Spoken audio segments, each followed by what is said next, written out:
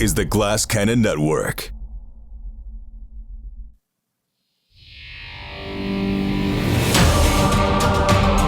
Welcome to Cannon Fodder, a behind-the-scenes look at the Glass Cannon Network.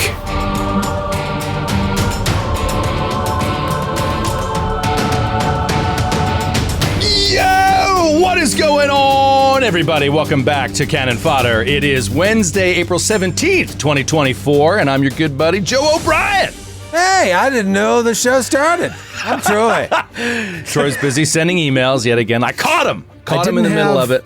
I didn't have Discord on, so I didn't hear all the fun music, and I was just looking at shit and then not looking at you. And now we're doing a show. And usually you're like, you overplay a bit the big open, you know what I mean? Sometimes you're just like, what's going on? Other times you're like, oh, that voice came out of nowhere. But today that voice really came out of nowhere. It was complete silence for you, and then show open. Yeah, I didn't care for that. It really shocked me. Well, I hope it shocked you, woke you up. Welcome back, everybody. Happy to have you here. We had a week off. The FOD was off for a week, but now we're back. We're back and in business, and this is going to be a juicy FOD. Actually, there are juicy FODs, and then there are juice-tacular FOD zonies. And that's where I'm at for this one, dude. Tons of big news on this one. What makes it a juice-tacular FOD zony? We have been a little bit quiet-ish on news in recent weeks. Big news on this one.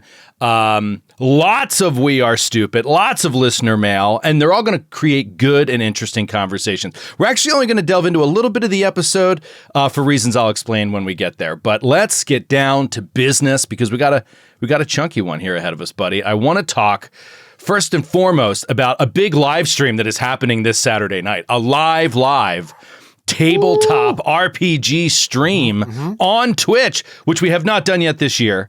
Right? Yeah, we have not done yet this year. No, first one of 2024, hopefully first of many. Yeah, well, I guess we did do labs, but this is not labs. I thought you were just talking about Strange Aeons. Oops, yeah, so this is Strange Aeons live Saturday night on Twitch. Tell the people what's going on. Tell them what you were thinking and why we're doing this. Well, I talked about this earlier in the year. I was like, I really want to start chunking through Strange Aeons and supplementing the tour with some Twitch shows, with some live streams. We had so much fun doing it last year and the year before as we were trying to fill that gap between Giant Slayer and Gatewalkers. We just haven't done it in a while. And the way that Toronto show ended, I had two options. One, have that big climactic fight start in KC, or two, let's do that fight online and then take a big pivot for the KC and Austin shows. And that's the way that I wanted to go. So we're going to do that fight and get people all excited for the KC Austin shows. And then, without being too spoilery, things take a bit of a turn after this show Saturday night. I don't even know how long the episode is going to be. Like, we are going to do this fight and that's the app. Like, I want you guys to really... Oh, okay. So it could be like an hour. Could be an hour, could be two. Could be five. I don't think it'll be five. But we'll see. Okay. We'll see. It'll be going to be a lot of goofing off, I'm sure. But oh my God, it's going to be 30 minutes before we roll initiative. I mean, unless we rolled initiative before. I don't even remember where we're at. I got to catch up. We recorded in the studio yesterday some Gatewalkers, and it was the first time we had been together since 2 days after Toronto, which is the last time we recorded. So we haven't hung out in a while, and it was a little punchy yesterday. I'm sure it's going to be Punch Drunk Love on Saturday. But we're live. It's going to be live on Twitch, 8 p.m. Eastern. So come check us out. We haven't been live in a while. And spread the word. As for those of you whose friends maybe aren't always up on the FOD quickly, but who love to watch us stream live, make sure they know that we're going live on Saturday night, because this is a very last minute thing, and we're going to be excited to hop on there live together and play for you guys. And then, of course, it'll be recorded, it'll be mastered, and it'll be released on YouTube.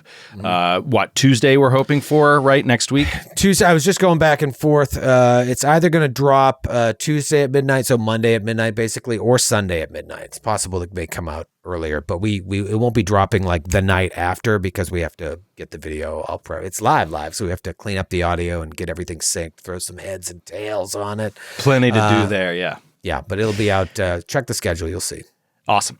Okay, next we talked about these briefly, but now they're actually dropping. A couple days ago, Monday night, we premiered The Laundry, premiered on YouTube, which was a one-shot from Cubicle 7 Games, their new title, The Laundry, which is up for Kickstarter right now. Jared Logan played it with an amazing crew of players, Abu Salim, Ross Bryant, Josephine McAdam, and Mary Lou, and had a fantastic time. I'm not going to spoil anything. Go check it out. It's on YouTube, and it's available on Supercast. It's on the Glass Cannon Network subscription service under the Friends of the Pod section. Okay, Friends of the Pod. There you go. So you get that. So check it out there if you'd like. If you're interested, also check out this Kickstarter. Get in on the ground floor. Get your copy early for The Laundry. It's kind of how would you describe it? It's a UK Delta Greenish kind of thing. It's a little Delta Green, a little modern Call of Cthulhu, but it's with like British Secret Service agents. So it's a little Are You Being Served as well. Yes, a little of that as well. Okay, now next week, starting Monday, we got more Friends of the Pod coming. We teased this last time as well, but now it's up and running and it's produced, finished, polished, and ready to rock. Next Monday night, 8 p.m. Eastern, premiering on YouTube, Blade Runner Fiery Angels, a new operation in the Blade Runner RPG, sponsored by Free League, our good buddies at Free League, and we'd love for you to check that out. Skid is running it with a phenomenal cast. Troy, who is in Blade Runner again? All right, so we got Jason Charles Miller, Seth Skorkowski, Alicia Marie, and Paula Deming. We've never had this combo before. No, it's a wild combo. And Skid's going to be running it. He's really, really excited about it. I mean, Skid's so excited about it. Skid is going to be running Blade Runner during our Nashville retreat for people that come to the retreat. He is like way into Blade Runner right now. 3 episodes of that, Friends of the Pod. It's going to be like the adventure from this Fiery Angels companion, or what would you call it? A source book that just came out. It's a cool game. I mean, I had fun. I don't think it's a source book. I mean, my understanding is that it's an operation. It's it's like an adventure. Oh, okay. I thought it was like a supplemental John that also came with an adventure, but I could be perhaps it has additional material, like supplemental material in it. But yeah, it's a nice little box set, and the whole adventure's in there, and there's all kinds of added supplements you can use with your game. So anyway, very excited to check that out. I mean, we say Skid is going to run that only because it's airing on this coming Monday night, but Skid's already been off and running, and I know from playing Blood of the Wild with him and Paula Deming that Paula Deming is fired up. She's having a great time playing it. So it must be pretty awesome. So check that out starting Monday. I haven't seen it yet. We'll talk about it a little bit more next week. We're streaming live video games, of course, this week. You're continuing with Baldur's Gate tomorrow, Thursday at 2 o'clock Eastern on the main channel. Troy will be continuing the saga of the game that never ends. It's the game that never ends. Yeah, I was trying to think about what to play this week, and I was tossing around some ideas. By the way, throw some ideas in the comments if there's things you want to see me stream, because I'm kind of like, I'm up in the air right now. I can play a lot of different things, and I'm curious what people are interested in seeing, but Troy just suggested while we were in studio yesterday, he's like, you should stream Baldur's Gate 3. It never ends. That was his tagline for it. The game never ends. I mean, I'm at the point now where I think I've got like essentially 3 big story missions. But I've cleared out the whole final map with the exception of like a couple other things. And then there's a couple of side Johns I got to do, but now I can see the whole map. I'm just going around completing everything, stealing the mail from every fucking mailbox just to make sure I don't trigger any new quests that I want to do. It's horrible. It's a horrible way to play the game, but I am enjoying it. That's fantastic. Well, what is going to come up for me this Friday? A little bit of a surprise, a change of events. This came together just yesterday while we were together recording. This Friday at 3 p.m. Eastern, I'm going to stream. I'm going to try out Lethal Company, which has just been recommended to me by many people, including Sydney, who's been really into it. And she's like, you got to play, you got to play, you got to play. And so her and I and Matthew, who's been dying to jump on and play, he's got Steam, but he hasn't had time, is going to jump in and join us on Friday. So Sydney and I and Matthew playing a sci-fi horror survival game, basically. It should be very interesting. I think it's going to be really legitimately actually scary, and that I'm going to embarrass myself on air and never play the game again. So that's sort of what I'm expecting to happen. But it's supposed to be phenomenal. You should see the rating for this game, Troy. It is first of all, it's $9.99 on Steam, and it has 309,000 reviews, 5 out of 5 stars, basically 100% almost. Wow. People freaking love this game, but yeah, it's a sci-fi horror collection and crafting survival game or something. God, the graphics are so like basic. It's well, yeah, that's why it's $10. It's like, but there's something about it. It's just I bet it's phenomenal. People are loving it. Well, I'll tell you one cool thing about it that Sydney told me. When you use the game audio to play with your friends, like through the game, not through Discord, but through the game, when somebody like things come out of the dark and kill you, and when somebody dies, their audio is cut off, and you can be in pure blackness. So she's like, you'll be like, Matthew, and it's like he's just not responding, and he might be dead, but he might also have walked down a corridor and you can't hear him anymore. Like, and sometimes you can hear him real quiet. And like you can find them by their voice and shit. It's like that's supposed to be really, really neat. So we're going to try that out on Friday live stream. That'll be fun. All right. Last piece of news before we get into the app. Dude, I've got at least 2 more pieces of news. So you give me yours.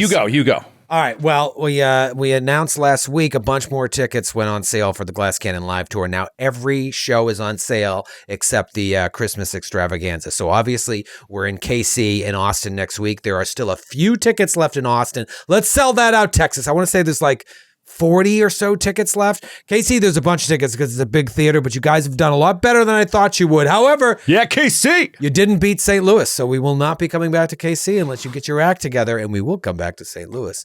And then next month, we're in Vancouver and St. Paul. In June, Denver and Nashville. Well, now you can get tickets for the Gen Con shows. We've got Helium Comedy Club, which, by the way, is almost completely sold out already. That's insane. VIP sold out we only do one Glass Cannon live now at Helium because we've got 15 other shows we do.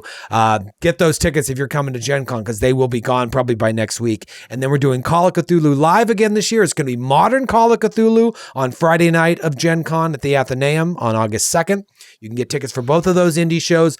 Boston on September 14th at our home club, the Paradise Rock Club, and then Portland, Oregon on October 10th and LA on October 12th. All of those tickets are now on sale. Grab them. I'm shocked at how fast these shows are going. It's so nice to get these shows up months and months in advance because usually we only have them up like with a month and a half lead time, 2-month lead time.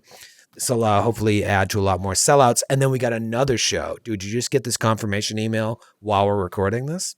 Because I'm going to announce this shit. You're going to announce now? Yeah. It's happening. We want to get people fired up that this is happening so they can make some travel arrangements or get off their New York asses. I just got it. Oh, dear. All right. So we did this Rambo show at Stand Up New York a couple months ago, I guess, right? February? I don't remember. It feels like 100 years ago. Yeah, mid-February. Yeah. Me, Joe, Skid. 2 months ago. And then comedians Natalie Cuomo and Khalees Hawkins. It was great. They debuted it last week on the Evil Genius Games YouTube channel. Well, we're going to do another one of these at their new Stand Up New York Club, which is in Times Square on May 31st. Same cast, me, Skid, Joe, Natalie, and Khalees, except we're going to be playing Let's Play Kong Skull Island. Kong Skull Island. We're going to create a Kong Skull Island movie in 2 hours. May 31st, it's going to be in Times Square. So if you live in New York, what are you doing? Literally, if you don't show up for this is why we don't do New York shows, because you don't show up. So come to the Comedy Club. We had so much fun last time. It was so intimate. We hung out with everybody afterwards. And if you were like, I need an excuse to come to New York, come in May. It's beautiful. And come see us do Kong Skull Island. I didn't know how the first one would go, but going into this second one, I can pretty much guarantee you will laugh your ass off for 2 hours straight. I mean, that was just a wild, wild show, and yeah, it's so intimate. I mean, I don't know how big the new space is we got to get in there, but I'm sure it's going to be of a comparable size. Maybe 100 people fit in there, and so you're just all up on each other. It's a comedy club, so it's really, really small, really intimate. And then, we just all hung out afterwards at a bar. I mean, it was so much fun. Much fun. I can't wait to. Yeah, it's going to be great. All right. Yeah, those were 2 good pieces of news. I did not see that confirmation come through. Holy shit. It's happening. All right, last piece of news before we get on to GCP is we talked about this about a month ago. Jared and I did talk Nerdy Town Hall for our Vorpal subscribers on the Discord stages. The next one is next week, right before our next fodder drop. So I got to mention it here. That's But great. it's going to be Tuesday night, April 23rd, 7:30 Eastern time. Tuesday night, April 23rd, 7:30 Eastern. If you are a Vorpal subscriber, put it in your calendar. If you're not a Vorpal subscriber, upgrade so you can come and hang out with us live. We bring subscribers up on stage. You talk to us. We chat about some nerdy topics. And Skid is going to join us this week as well. So we're going to have Skid as a guest. And you can talk live to Skid. You can just chat him up right on the show. So it's going to be a really, really fun town hall next Tuesday, April 23rd, 7:30 Eastern. For more information, go to glasscannonnetwork.com/subscribe, or just click the subscribe button on the webpage. I'm not sure what the actual URL is, but subscribe. You can't miss it when you get to the webpage. You can find out more information there. A lot of news. You weren't That's what kidding. I'm saying, man. I'm sweating. Woo! It's been different than past weeks. Past weeks has been a little quiet on news, chunkier on episodes. And with this one, a lot of news. All right, let's get into the episode. We're only going to briefly talk about this episode because what a cool one. We have a really, really cool open with the tree balls. We'll get right down to it. It's the tree balls that we're going to discuss for a second here. And messing with eugenics kind of thing. It creates some interesting topics. We also are revealed. We get revealed Kinipo on his throne, or on their throne. So we don't want to go. I don't want to go into too much detail about this until future fodders when we finalize all of the Kinipo stuff, because I just don't want to talk too much about it. But let's talk about the tree balls for a second, because we did kind of wrap that up. Ultimately, all I want to discuss right now is your adaptation of this mechanism, machine, whatever you want to call it, in this adventure. It seems that you mentioned to us that you kind of changed a little bit of what it said it did. You modified it? Can you talk to us about what you decided as a GM you wanted to do here and why you modified it and how? Yeah, I found the whole thing in the book as written to be pretty uninspiring, from the mechanics of how it worked to like what you got. So I just wanted to zhuzh it up a little bit, especially where this has been kind of a low treasure adventure thus far. I wanted to like really, do something cool. And a lot of it was just seeing how excited you guys were as you were doing it. I was like, all right, well, let's do more and more, but then let's see if we can take a dark turn. And it was wonderful that it just sort of happened. We kind of discovered it by having Asta. Was it Asta, I think, that got sort of this hag, she got like a hag ability, right? She got the ability to, yeah. What was it? I can't remember, but I thought she got the changeling trait, right? Yeah, the changeling. I gave her the changeling trait. Now that's actually how it's written, is you get a trait. But in this sense, story-wise, seeing Talitha be like, oh, this is really, really bad, you don't understand, was a nice sort of added bonus. But just looking to what's written, I don't want to get too much into what I've done here, but it's really more about why. And you said that you found it a little bit uninspiring, and you also found that the players were getting so invested in it that you decided, you know what, let's kick this up a notch because they're having a lot of fun with it. And then the story takes a dark turn. To me, kind of asked and answered in a way. Yeah, I rewrote how it operates. So with the checks, I didn't change the DC of the checks, but the way it's written, I wanted it to be, as opposed to random, I wanted it to be a little bit more based on the result of your check. And so I rewrote it so that it's based on failure, critical failure, success, and critical success. Because as written, it's more like success or crit, and then you roll to see what you get. I was like, looking at this, I'm like, no, there should be higher stakes, critical failure, success, and critical success. And as written, when things go right, because things can go wrong and you take damage or you take some other sort of, at this point, I guess I can just tell you take like permanent charisma damage, which to a sorcerer would be brutal. I don't think it would really hurt any of you guys except maybe some of your diplomacy checks and whatnot. But as written, you're supposed to get just traits. Feel like, isn't Buggles charisma based? Or is he intelligence based? Buggles might be charisma based. I'm not. I feel like sure. Psychic's main key ability is charisma. I could be wrong. Yeah, you get like disfigured, basically. You get permanently disfigured. They suggest like fingers emerging from your cheeks, like your ears growing 5 times the original size. So it's like gross stuff that gives you permanent charisma damage that can only be removed with like spells you don't really have access to. But the way it's supposed to work is you're supposed to get either ancestry traits or creature type traits.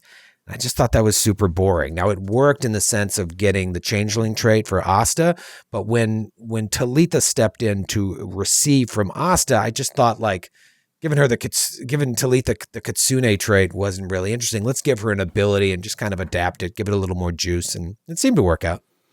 Yeah, I totally agree with you, and I see what you're saying about the traits not being particularly interesting. Though I will say I would have liked, one of my takeaways is like, I thought it was so cool that Zephyr stepped in, Brother Ramius stepped in, and Brother Ramius walks out with low light vision. It's really, really cool. Yeah, as opposed to the elf trait.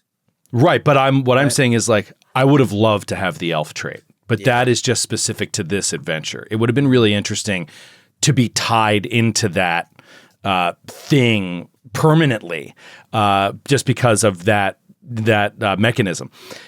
But other than that, I can't really.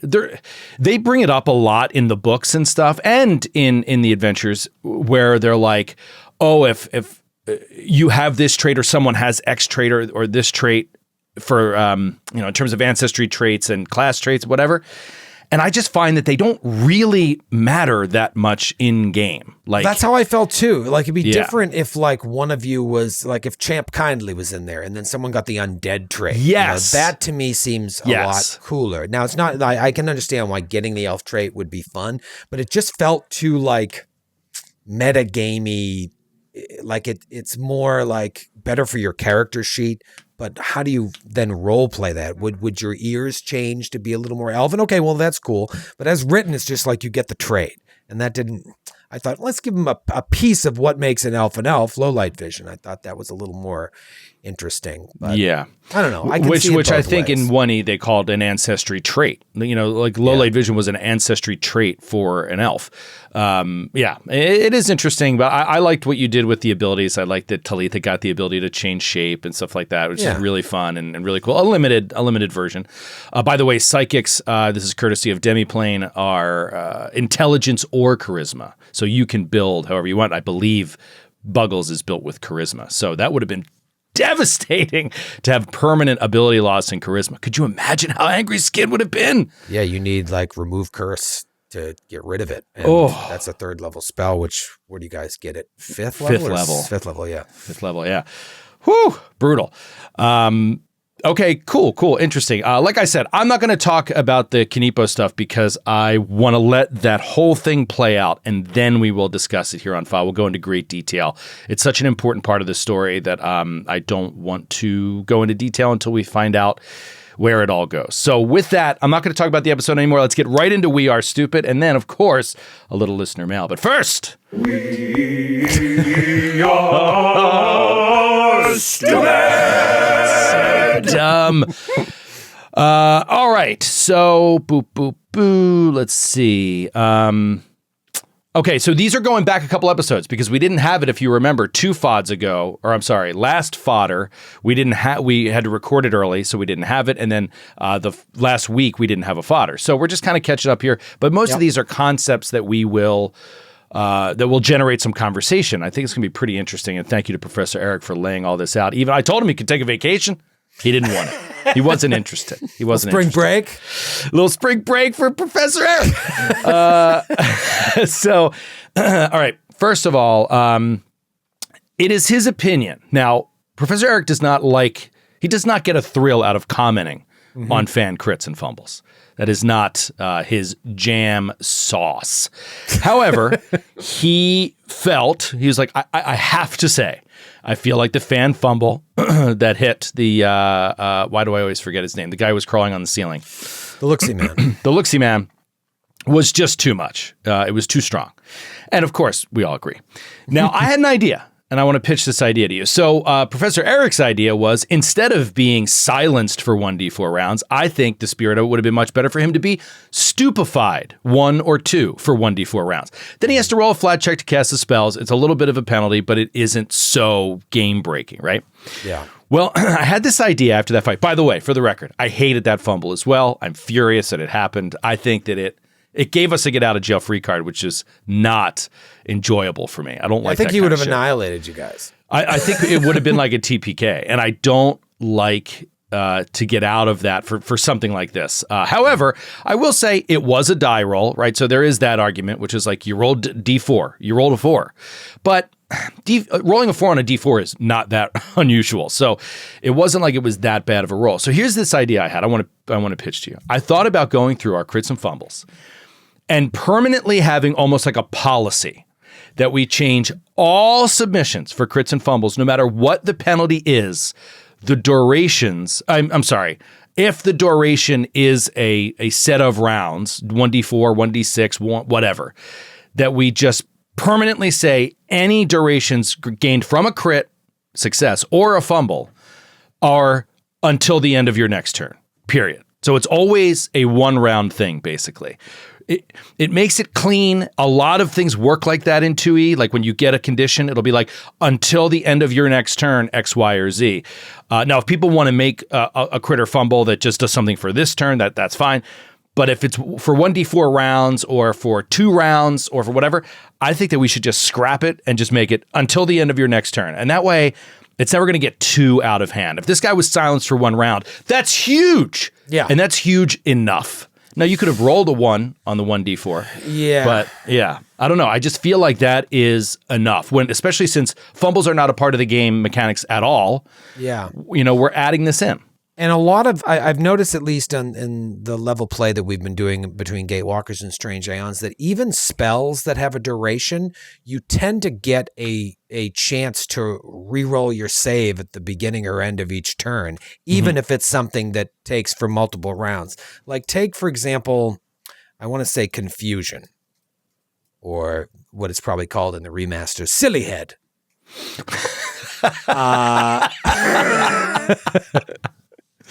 Let's say someone casts Silly Head on you. I want to say that like you get let me see, let me look at the remastered version. It's still called Confusion.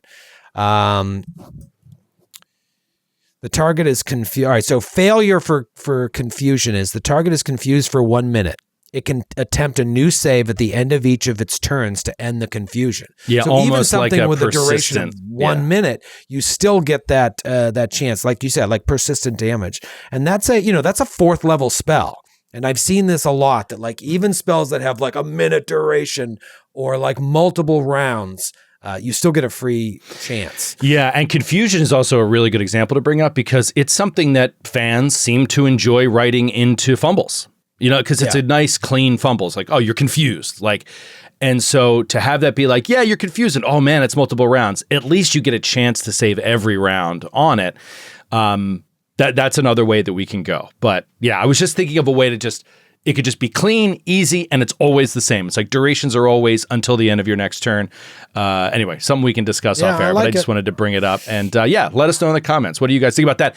And I'm not interested in comments that you don't like fan crits and fumbles. That particular argument is moot in this argument. We're only talking about how do we modify these so that when they do come up, they're not too devastating.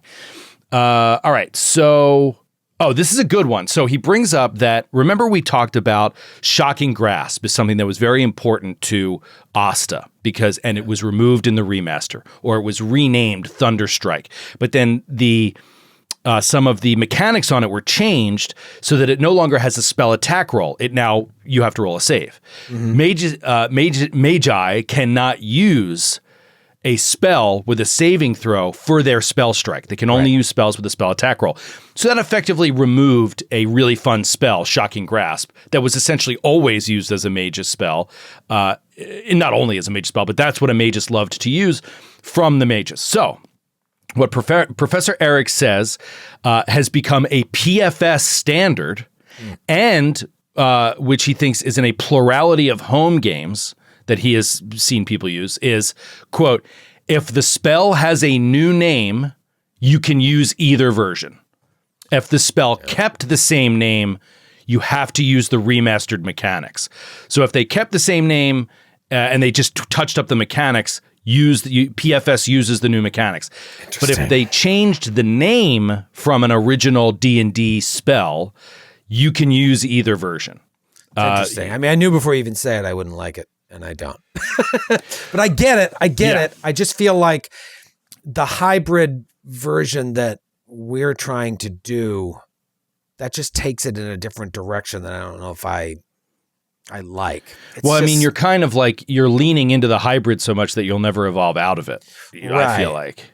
Right. It seems like a hybrid of a more convenient hybrid, and I don't know. It's really tricky, and But let me add one more layer to it, and this is where he kind of finalizes it, which is for the Magus. You have to understand the Magus is fully published and built pre-remaster. Yeah. So when they remaster, in the overall remaster of spells in 2E, one thing that they did was they moved a lot of spell attack roll spells to saving throw spells.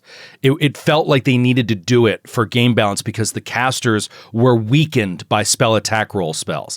They needed other people to roll saves, and that was better, especially basic saves where you could at least get half damage through and stuff like that on a success. So Professor Eric says this was probably a buff for most spellcasters. This helped most spellcasters. But it goes directly against the Magus, what works for the Magus. Because I wonder if they just forgot, or they were like, we'll deal with that later. No, what he says is, I expect if the Magus ever gets remastered as a class, when they do the Magus remaster, of that class, they'll probably account for that and do some specific Magus spells that only Maguses can use. That kind of thing. So it's an interesting... It sucks to be nerfed, to have that class just be nerfed. While other spellcasters are buffed, because of the remaster. Yeah. You're nerfed because of release schedules, right? Yeah, but I don't know. It gives me a fucking headache. I hate even thinking about it. It makes me angry. I love thinking about it. I just love talking. I just love parsing through it. It's such an interesting debate, or not debate, but problem. It's an interesting problem to have to address. I'm just such a purist in the way I like things to be orderly, and this just all this does is invite so much gray area, and I don't like gray area. I love a good gray area. You love a good gray area. I love playing in the gray. Look at him. He loves it. He loves it. Okay, let's talk about spell components in the remaster, which we talked about in episode 28. We mentioned about spell components. They're gone. And we thought they were. Gone. We don't see them anywhere. They're gone. No one used them anyways. Yeah, exactly. We never used them in our home game. So what happens if you are raising someone from the dead? I don't know. I don't have that prepared. If it costs something more than usual. I also don't know if it's interesting. Like, do you need to remaster? Oh no, cost. There is a cost. Gemstones worth a total value of the target's level times 200 gold. So it's fucking expensive. And heightened versions of it, like 7th, 8th, 9th, 10th, can be up to target's level times 3,200 gold. That's wild. Well, why would you heighten it? Okay, if the spell is successful, the creature returns to life with 1 hit point. I'm sorry, I'm going to put this on screen so everybody can look at this, because it's a very, very good question that you bring up, which is, this is a very specific classic spell that we'll bring it up here. Boom. Yeah. You attempt to call forth the dead creature's soul. The creature must have died within the past 3 days. That's big. Pharasma, blah, blah, blah. If the spell is successful, the creature returns to life with 1 hit point. No spells prepared, no spell slots available, blah, blah, blah, blah. The time spent in the boneyard leaves the target temporarily debilitated, clumsy 2, drained 2, and feeble 2 for 1 week. These are all cool. Yeah. These conditions can't be removed by any means. The creature is also permanently changed by its time in the afterlife, such as a slight personality shift, a streak of white hair, or a strange new birthmark. So the basic version only allows you to raise dead of 13th level or lower. You have to heighten it if you want 15th, 17th, 19th. All right, so I thought perhaps the heightening of it would allow you to get more hit points back or not have to do the debilitated part or something. Yeah. But no, it's just the higher level you get, the more it costs is really all it is. Right. That's what it boils down to. All right, so it's not so much components as cost. But yeah, essentially the way that he says they do it mechanically in 2E is that they nest these traits. So, you have verbal and somatic. That's what all these spells have, either or both. But then within verbal and somatic, you have within verbal often the concentrate trait, and underneath somatic, you have the manipulate trait. So then all those traits kind of stack up so that this is what you need to cast a spell. And thus, some spells provoke attacks of opportunity, some don't, blah, blah, blah. This was an interesting point he brought up. Of course, for Buggles, the psychic replaces all verbal components with mental. So they still have the concentrate trait, but they would not be affected by silence. That was interesting. If Buggles ever got silenced, we have to remember, like, he could still cast any of his spells. That's cool. Yeah. Makes sense. That's what a psychic should do. Yeah, it makes perfect sense. Really, really awesome. That's great. Okay, this is a problem that we know about. We talked about it off air. I don't know if it got on air, but Zephyr had low light vision, should not have been taking flat checks against the look-see man when he was in the dim light. I guess that was like also a sort of consideration of how we were thinking of it. Like when he was he in dim light up there, or was he in darkness? He was in dim light. He was? Yeah. I'm pretty sure. We discussed this off air. Kate was like, "What was I doing?" I remember us chatting about it in the studio. But yeah, we did know about that mistake, and that is a. I mean, look, lighting levels are one of the easiest things to make mistakes on, especially when you have different types of vision around the table. Too. Like, it's one thing for it's very clear if everybody's on the ground where the lighting level is, but when I put my light there, well, how many feet up is he? Does it bleed up into the darkness? Right, darkness up there. That's where it got we kind of forget that. Very, very interesting. Okay, quick one. I got to send this to Sydney. Asta's Foxfire has a maximum range of 20 feet. Not a range increment of 20 feet. This was that cantrip that she used, using her tail to cast the spell. Professor Eric believes the Looksee Man might have been out of range, given that he was up on the ceiling, and so maybe shouldn't have ever taken any of that damage. So Sydney's going to have to pay. All comes out in the wash. Yep, exactly. Okay, moving on to the next step real quick. Let me see. There was... so just we mentioned this on the show, but Magic Missile is now Force Barrage. Sydney has a spell called Force Bolt. That is a special one-action magic missile is essentially what it is. It's a focus spell, and it can only use one action. She used it correctly and everything, but he was just clarifying what it is in the remaster. And then, tearing out a page of a spell book and using it as a scroll. There's no rules for that in 2E. Skid said you could do that. And he's like, I don't really know where he's getting that. I think it's a common misconception. He thinks it's not even in 1E. He thinks that it's from 3.0. I was going to say, I've never heard that, so it must be from a former iteration of the game. Yeah, so if you know the deep knowledge, or you could find it where Professor Eric couldn't, put it in the comments below. If you can use a spell from a spellbook as a scroll and consume that page just to use the spell desperately once, let us know. But I cool just, home game rule, home rule. Yeah, it is a cool home game rule. I mean, it also has a really good cost. Like, the spell's gone. You can no longer learn it. So it is, I think it balances pretty well. I don't know why they took it out, but. That's why I love playing a wizard on Baldur's Gate. Like, anytime I go buy scrolls, I'm like, all right, hold on here. Let me see what I need. I'll take one of those, a couple of these. Yeah. All right, now we've already caught up to a most recent episode 30, just two minor things. One for Professor Eric. He has no rules adjustments, obviously, but episode 30, a lot of role play.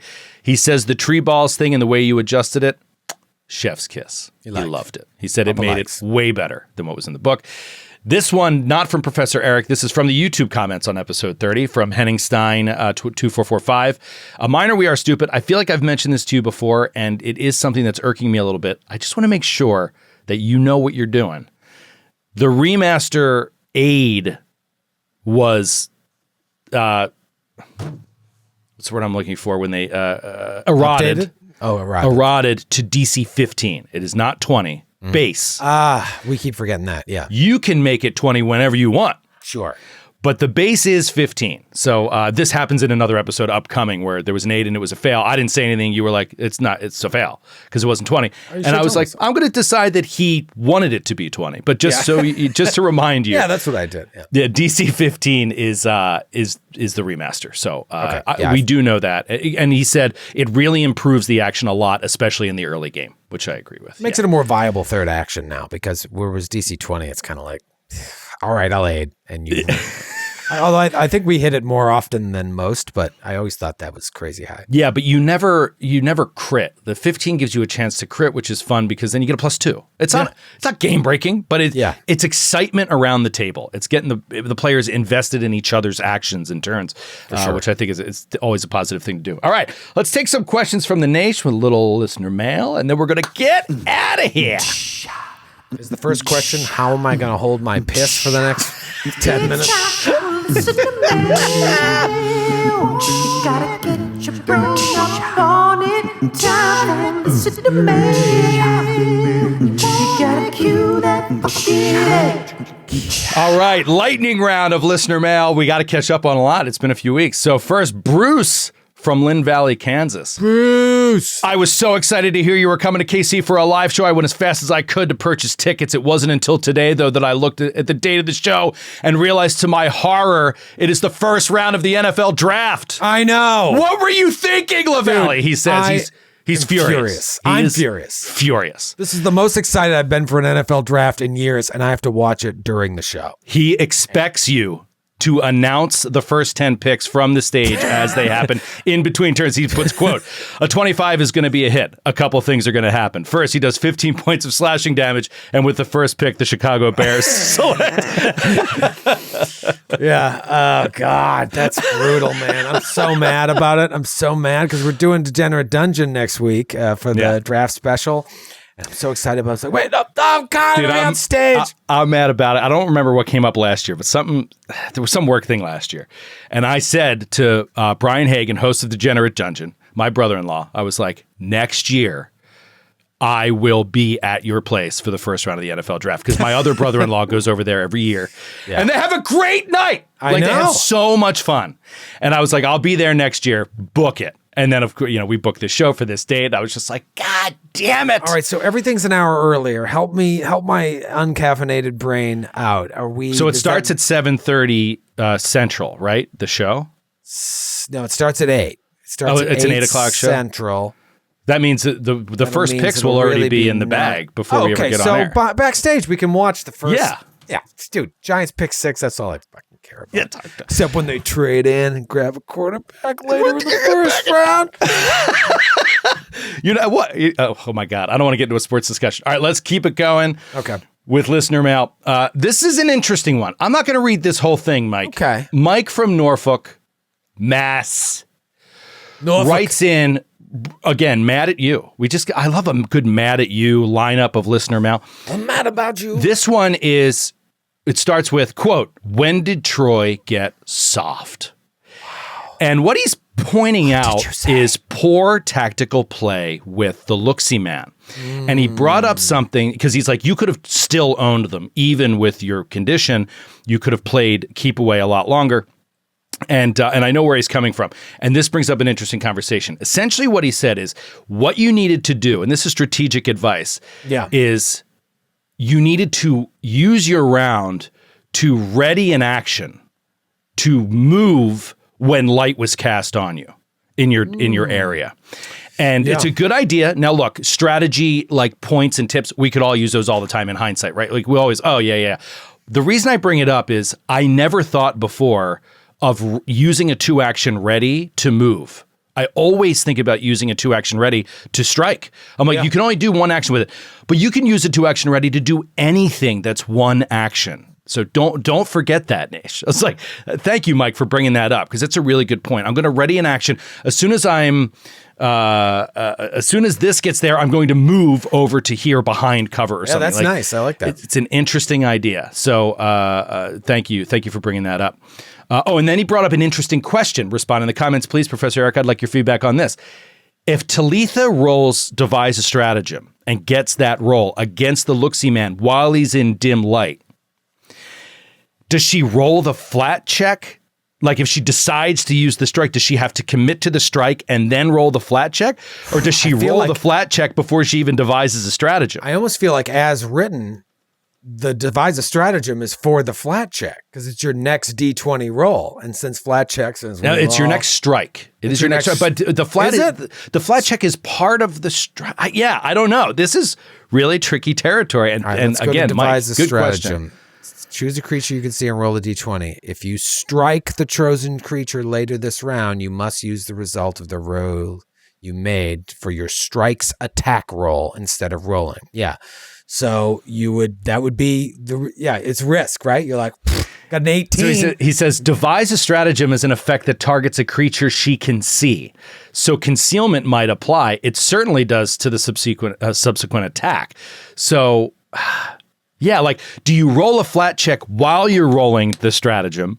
Or do you devise a stratagem? Oh, I rolled a 18. I'm going to use that. Then you have to roll a flat check to see if you get through. That's how I think. Yeah, that's how I think too. Being mean, but like you roll, natty 18, let's go. I'm going to use that as my hit. Okay, well, you still got to roll that flat check. You know you got a hit sitting there. Just get over a 5. 4.